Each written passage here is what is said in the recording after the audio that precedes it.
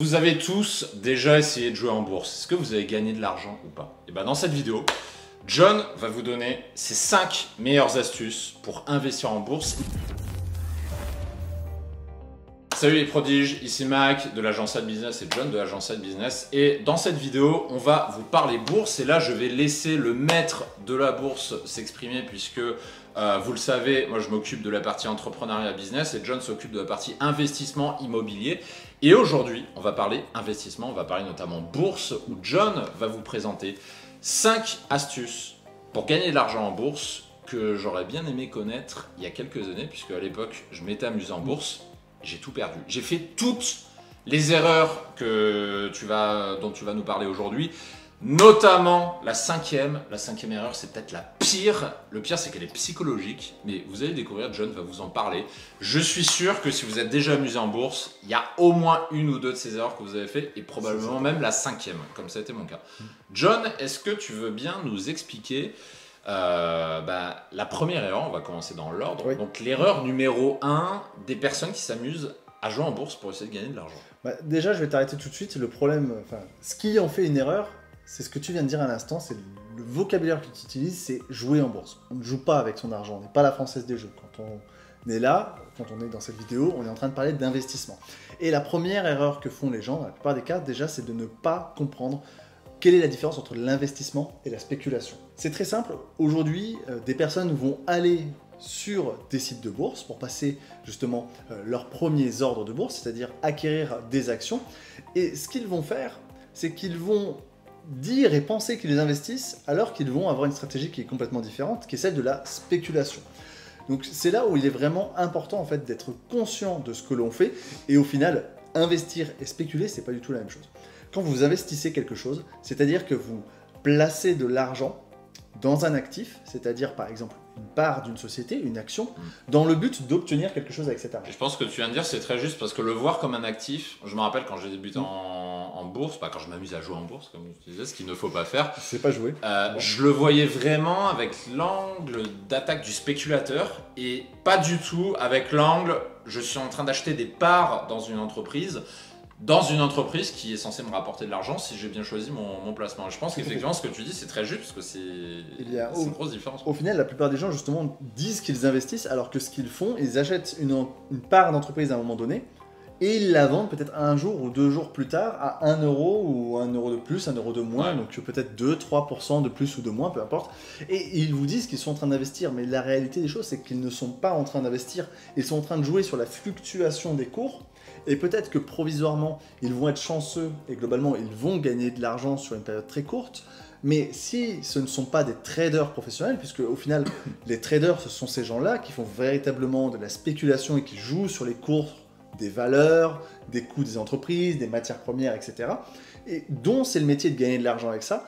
Si vous êtes un investisseur débutant, il faut que vous compreniez qu'investir, ce n'est pas acheter et revendre systématiquement, c'est être capable de prendre un morceau d'entreprise de manière raisonnée dans l'objectif d'obtenir quelque chose avec cet argent qui est placé. Donc, par rapport à cette première astuce, John, est-ce que tu peux nous donner un exemple pour que ce soit concret pour les auditeurs qui nous écoutent? Mais effectivement, je parlais de valeurs, matières premières, etc. sans donner de véritables exemples. Un qui est vraiment marquant, parce qu'on en parle beaucoup aujourd'hui, puisqu'on entend souvent les notions de crise, etc.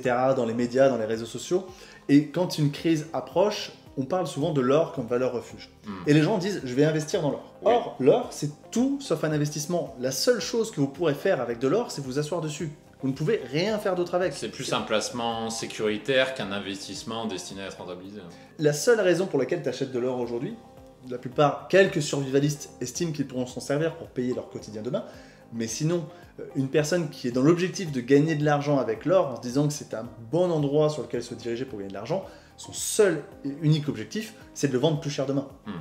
Il va l'acheter 45 000 aujourd'hui le kilo, dans le but de le revendre 50 demain. C'est comme ça qu'il compte gagner de l'argent.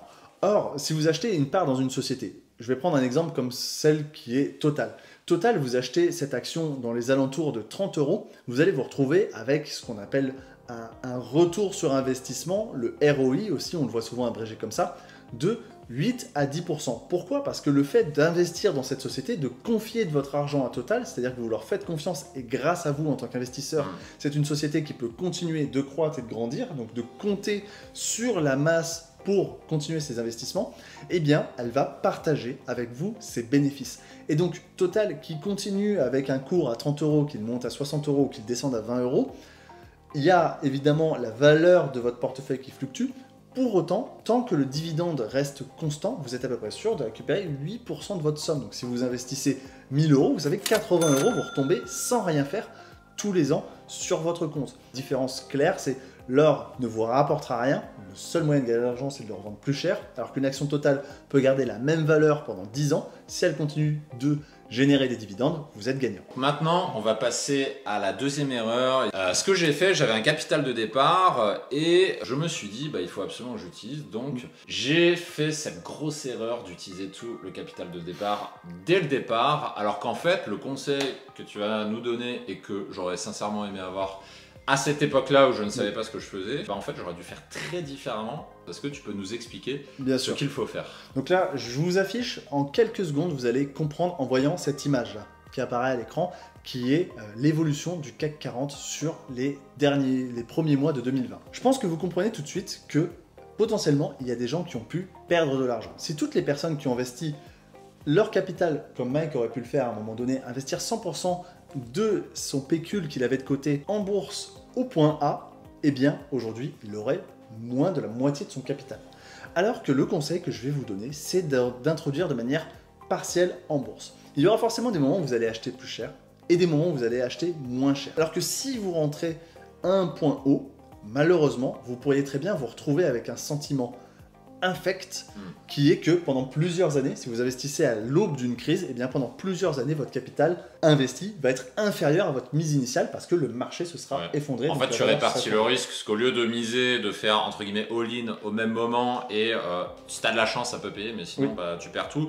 En fait, tu vas répartir le risque en multipliant les moments où tu vas investir, ce qui va faire que s'il y a un ou deux de tes investissements qui n'ont pas fonctionné, il y a les autres qui vont venir compenser derrière et in fine, tu vas arriver à te retrouver, voire peut-être même gagner de l'argent. C'est prendre sur soi et être capable de se dire d'accord, je veux rentrer en bourse, je m'alloue 2000 euros de mon capital pour faire ça. Eh bien, je ne vais pas rentrer avec 2000 euros que je vais investir immédiatement. Je vais mettre ces 2000 euros sur mon compte, disponible, mais je ne vais pas les investir. Et quand je saisis des opportunités, je vois que le marché tombe un petit peu, par exemple, eh bien, je vais mettre une part et je mets petit à petit mon capital. Et je fais ça, je l'étale, par exemple, sur les 5-6 prochains mois à coût de 15-20% afin justement de minimiser le risque. Troisième erreur maintenant, pareil, c'est une que j'avais fait et que je peux expliquer comme étant le syndrome de l'objet brillant. Pour expliquer, ce qui est vraiment compliqué avec cet état d'esprit-là, c'est que les personnes qui gagnent en bourse, c'est pas forcément celles que vous pensez. Benjamin Graham, qui est le mentor de Warren Buffett, qui est l'un des investisseurs les plus connus du monde, il disait que le marché soit à la hausse ou que le marché soit à la baisse. Lorsque Wall Street ferme le soir, les courtiers rient, dansent, chantent et trinquent. Pourquoi? Parce que vous gagnez de l'argent, que vous perdez de l'argent, vous allez acheter et vendre des actions. Et lorsque vous achetez et vendez des actions, qu'est-ce que vous faites? Vous payez une commission. C'est ça tout le problème en fait du syndrome de l'objet brillant, c'est que vous allez plutôt chercher des opportunités de manière très court-termiste avec des petits gains et au final vous n'allez pas vous rendre compte que peut-être que 10, 15, 20, 30% de vos gains vont s'envoler dans des commissions qui vont payer des courtiers qui vont aller s'envoyer des bières et plus encore.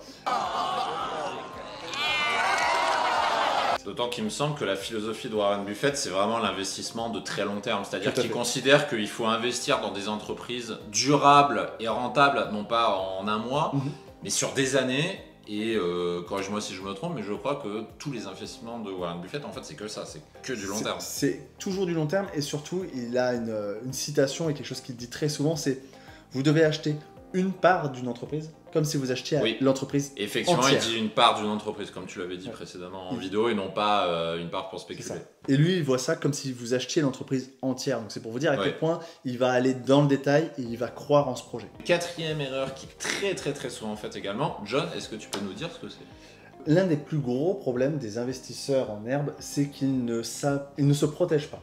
Pourtant, on le dit suffisamment, hein, sortez couvert. Et bien de la même façon, quand vous faites de la bourse, il faudrait que vous soyez toujours couvert. Alors qu'est-ce que ça veut dire être couvert? C'est tout simplement aller à l'encontre de cette idée reçue que vous avez peut-être entendue de tonton Georges au repas de Noël. C'est non, mais si tu as des actions, tu sais, pas vendues, pas perdues. Eh bien, je dois vous le dire, c'est une véritable connerie. Pour vous l'illustrer, je vais encore une fois mettre un graphe à l'écran ici. La société que vous avez vue, c'est AT&T. AT&T est une des plus grosses sociétés de communication aux États-Unis, pour ne pas dire d'ailleurs la plus grosse aux États-Unis, qui, eh bien, au moment des années 2000, lorsqu'il y a eu la bulle Internet, ouais, a explosé et est monté à des sommets historiques. Ouais.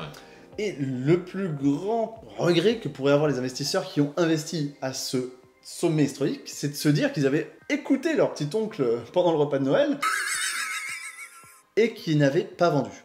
Et aujourd'hui, 20 ans plus tard, on peut constater que celui qui a acheté au pic lors des années 2000, parce qu'il y a bien quelqu'un qui a acheté à ce moment-là, oui, eh bien, il a toujours plus de 50% de sa perte. C'est quand même incroyable, 20 ans plus tard, de se dire qu'il a même pas retrouvé la moitié de son capital. Il faut que vous appreniez en fait à vous protéger. L'autre moyen de se protéger, eh bien, c'est tout simplement de s'inscrire sur la liste email de Side Business. Side Business, qu'est-ce que c'est? C'est une agence qui vous apprend à doubler vos revenus sans quitter votre CDI. Pour la simple et bonne raison qu'être dépendant d'une seule source de revenus, et on le voit quand on est en période de crise, avec des licenciements qui se multiplient dans tous les sens, eh bien, être indépendant dans le sens où vous créez une source de revenus complémentaire peut être un axe de protection incontournable. Et du coup, John, comment on fait pour s'inscrire à cette fameuse liste privée? Eh bien, cette liste privée, tout simplement, un lien qui est dans la description de cette vidéo. En cliquant dessus et en saisissant votre meilleure adresse email, on va se retrouver, vous et nous, directement dans votre boîte mail afin de vous fournir les meilleurs conseils pour arriver à ces objectifs. Des conseils qu'on ne donne pas sur YouTube. Parce que sur YouTube, on n'en donne qu'une partie, on donne plutôt des conseils débutants. Par contre, pour des conseils plus avancés, ça se passe dans la boîte email. Et enfin, le meilleur pour la fin, le cinquième, qui est peut-être la pire erreur qu'on puisse faire en bourse, qui est celle que tout le monde a fait, on l'a dit précédemment. Et peut-être que vous qui regardez cette vidéo, si vous avez déjà investi en bourse, peut-être que vous avez fait cette grosse erreur. John, qu'est-ce que c'est que cette grosse erreur? Qui n'est pas une erreur technique, mais psychologique. Non, c'est vraiment quelque chose qui se passe dans la tête. C'est un acronyme, 4 lettres, FOMO. Qu'est-ce que ça veut dire, FOMO? FOMO. FOMO. Ouais. Qu'est-ce que ça veut dire, FOMO, pour ceux qui parlent pas anglais? Eh bien, le FOMO, c'est effectivement un terme qui vient de l'anglais. C'est un acronyme pour Fear of Missing Out, c'est-à-dire la peur de passer à côté. Donc ça, c'est un mécanisme, ça va se passer dans votre tête et à un moment donné, vous avez une opportunité, c'est à prendre ou la laisser. Et vous dites, je suis là, il y a le train qui est en train de passer. Si je saisis pas ce train, je ne sais pas quand passera le prochain train. Et donc, vous vous sentez obligé de monter dans ce train, peu importe la destination. Et le problème, en fait, avec cette capacité à se laisser embarquer dans ce train, c'est que vous allez peut-être vous retrouver à l'endroit où vous ne voulez pas du tout aller. Et l'endroit où vous ne voulez pas aller, eh bien, c'est perdre de l'argent, tout simplement. Ça paraît évident dit comme ça, mais pour autant, quand vous vous retrouvez dans une situation où vous regardez, vous vous levez le matin, et vous voyez qu'une action a pris 17%. Une action qui a pris 17% depuis le début de la journée. Vous dites, mais pourquoi elle s'arrêterait de grandir? Finalement, elle a fait 17%, pourquoi pas 25%? Malheureusement, au moment où vous arrivez et vous rentrez à ces 17%, eh bien, c'est incroyable, c'est presque comme si vous attendez vous pour commencer à inverser la courbe. Et là, vous vous retrouvez quelques heures plus tard, voire le lendemain, avec 50, 80, 90% de pertes. Je vais vous l'expliquer juste là, avec encore une fois 2 graphiques qui vont se mettre côte à côte, où vous allez voir ce phénomène qui s'est produit sur l'espace d'une journée pour la société Arcos par exemple. Des investisseurs se sont rués sur cette action de manière complètement irrationnelle, puisqu'il n'y a eu aucune news ce jour-là sur la société. Et malheureusement, comme ils ont vu le cours augmenter, certains en ont profité, ceux qui sont rentrés au bon moment, au tout début de ce mouvement haussier. Et ceux qui sont rentrés à la fin, ils se sont rendus compte que finalement, il n'y avait aucune action rationnelle qui faisait que l'action aurait dû monter, comme ceci. Et ils ont commencé à vouloir vendre. Mais malheureusement, comme il n'y avait plus d'acheteurs, parce que la hausse s'était faite tellement rapidement, et ils ont été obligés de baisser leur prix. Puis baisser, puis baisser, puis baisser. Et on en arrive seulement une quinzaine ou une vingtaine d'heures plus tard, à un cours qui est revenu à la normale, avec des gens qui ont perdu 50% de leur capital. En conclusion de ces 5 erreurs, finalement, vous vous rendez peut-être compte d'une chose, c'est-à-dire que quand on cherche des conseils sur la bourse, et j'ai aussi fait cette erreur dans le passé, on cherche des conseils techniques. On se dit, c'est quoi les meilleurs hacks, les meilleures techniques pour prédire les cours de bourse, c'est quoi les calculs mathématiques pour calculer la probabilité d'un cours haussier, est-ce que ça continue à monter ou pas. Mais en fait, c'est même pas ça le problème. Le problème, c'est là, c'est votre psychologie en fait. Si vous avez bien écouté cette vidéo, vous vous êtes rendu compte que la majorité des erreurs des débutants sont avant tout psychologiques. Donc, vous l'avez compris, comment gagner de l'argent en bourse? Commencer à adopter une démarche rationnelle et non pas irrationnelle. Et juste en faisant ça, en appliquant tous les conseils que John vous a donnés dans cette vidéo, et en fait, vous n'aurez même pas besoin de technique. Vous ferez de l'analyse rationnelle. Et à partir de là, vous n'allez plus réagir, comme on vient de le voir par exemple avec la peur de viser à côté. Vous n'allez pas vous laisser avaler par la psychologie de groupe pour acheter ou vendre vos actions au mauvais moment. Si cette vidéo vous a plu, n'oubliez pas, très important, de vous abonner à la chaîne YouTube. Sinon, on va très mal dormir, on va faire des cauchemars la nuit. Moi, quand on ne s'abonne pas à la chaîne, j'en fais des cauchemars.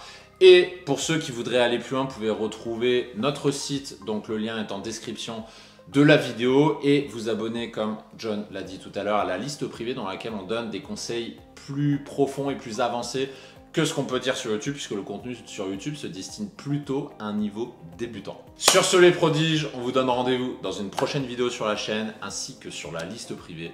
D'ici là, prenez soin de vous, faites attention à ce que vous faites en bourse, et à très bientôt. Ciao.